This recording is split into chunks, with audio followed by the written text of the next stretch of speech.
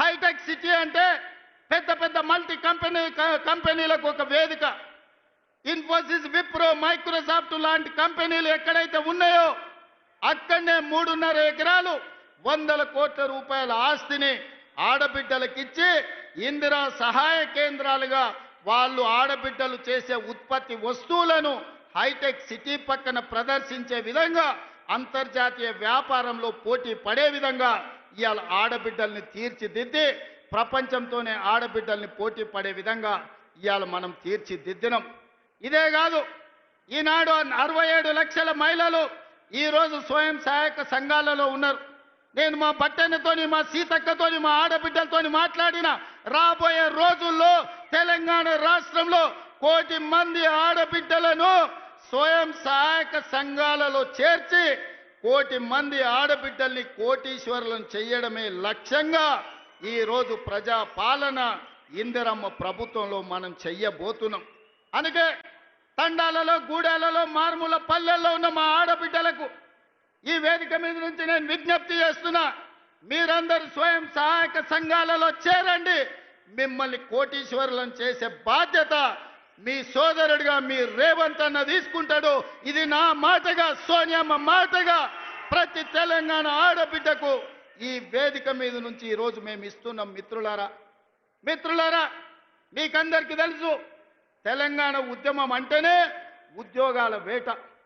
నిరుద్యోగ యువకులు లక్షలాది మంది రోడ్ల మీదకి వచ్చి నెలల తరబడి ధర్నాలు, దీక్షలు, ఉద్యమాలు చేసి ఆత్మ బలిదానాలు చేసుకొని అమరులై తెలంగాణ రాష్ట్రం తెచ్చుకున్నారు. వాళ్ళు తెలంగాణ రాష్ట్రం తెచ్చుకున్నదే పీజీలు, పిహెచ్డీలు చేసి ఈ రాష్ట్రంలో డాక్టర్లు, లాయర్లు, ఇంజనీర్లు, ఐఏఎస్లు, ఐపీఎస్లై తెలంగాణ పునర్నిర్మాణంలో భాగస్వాములు కావాలి అని. కానీ చంద్రశేఖరరావు ఏమన్నాడయా? గొర్రెలు, బర్రెలు, చేపలు, పందులు మీరు పెంచుకోండి, పేదవాళ్ళ పిల్లలు గొల్లోళ్ళు గొర్రెలు పెంచుకోవాలి, మాదిగోళ్ళు చెప్పులు కుట్టుకోవాలి, ఎరకలోళ్ళు పందులు పెంచుకోవాలి, మా ముదిరాజు సోదరులు చేపలు పట్టుకోవాలి అని మిమ్మల్ని అందరినీ అక్కడ పోమన్నాడు. ఆయన కొడుకు మాత్రం రాజ్యాలు ఏలుతారంట. ఇదే నా న్యాయం అని నేను అడుగుతున్నా చంద్రశేఖరరావు నీ వేదిక మీద నుంచి.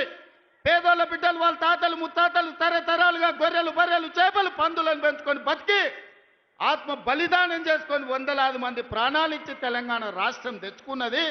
డాక్టర్లు, లాయర్లు, ఇంజనీర్లు, ఐఏఎస్లు, ఐపీఎస్లై రాజ్యం ఏలాలనా లేకపోతే గొర్రెలు, బర్రెలు పెంచుకోవాలనా ఒక్కసారి ఆలోచన చేయండి.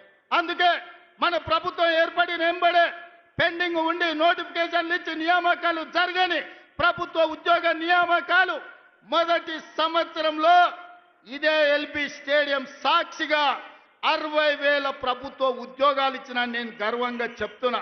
ఇవాళ నేను సవాలు విసురుతున్న కిషన్ రెడ్డికి, కేటీఆర్కు, కేసీఆర్కు, నరేంద్ర మోడీకి.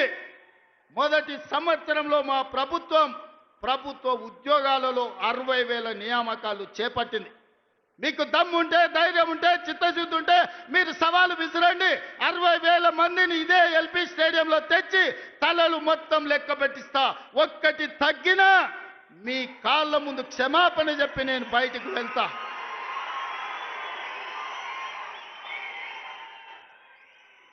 ఇది మా లెక్క, ఇది మా నిజాయితీ. ప్రైవేట్, కార్పొరేట్ కంపెనీల్లో 1,00,000 ఉద్యోగాలు ఇచ్చినాం. నేను మా మిత్రుడు శ్రీధర్ బాబు విదేశీ పర్యటనలో 3 లక్షల కోట్ల పెట్టుబడులు తీసుకొచ్చినాం. ఇవాళ అంతర్జాతీయ స్థాయిలో తెలంగాణకు ఒక గుర్తింపు, గౌరవాన్ని తీసుకొచ్చినాం. అందుకే మిత్రులారా, ఆనాడు హాస్టళ్లలో, సంక్షేమ హాస్టళ్లలో ఎన్నడా పిల్లల్ని పట్టించుకోలే. అందుకే వాళ్లకు ఫుడ్ డైట్ ఛార్జెస్ మా బట్టి గారు 40% పెంచిండ్రు. Cosmetic charge 200% పెంచిండ్రు. ఇవాళ పేదవాళ్ళ పిల్లలు కార్పొరేట్ వైద్యము, కార్పొరేట్ విద్య పోటీ పడాలి అంటే ఈ విద్య ఉన్నది సరిపోదని యంగ్ ఇండియా ఇంటిగ్రేటెడ్ స్కూళ్ళు 100 నియోజకవర్గాలలో 100 పాఠశాలలు 20,000 కోట్ల రూపాయలతోని యంగ్ ఇండియా ఇంటిగ్రేటెడ్ రెసిడెన్షియల్ స్కూళ్లను ప్రారంభించుకున్నాం. రాబోయే రోజుల్లో ప్రపంచంతోనే పోటీ పడే విధంగా మన విద్యా ప్రమాణాలను పెంచడానికి ఇలా మనం ప్రణాళికలు వేసుకున్నాం. ఇవాళ మిత్రులారా, ప్రతి సంవత్సరం ఇంజనీరింగ్ విద్యార్థులు 1,10,000 మంది పాస్ అవుతున్నారు. సర్టిఫికెట్ ఇంజనీరింగ్ వస్తుంది కానీ బయటకు పోతే ఉద్యోగం లేదు. బయట అవసరాలకు తగ్గట్టు వీళ్ళకు నైపుణ్యం లేదు. నైపుణ్యానికి శిక్షణ ఇవ్వడానికి వసతులు లేవు.